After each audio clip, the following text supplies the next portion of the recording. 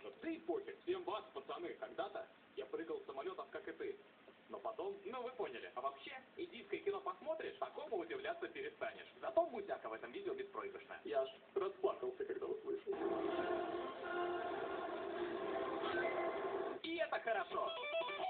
Вопрос прислала Джоан Дарлинг 1. А как ты собираешься отметить этот Новый год? Ну чё,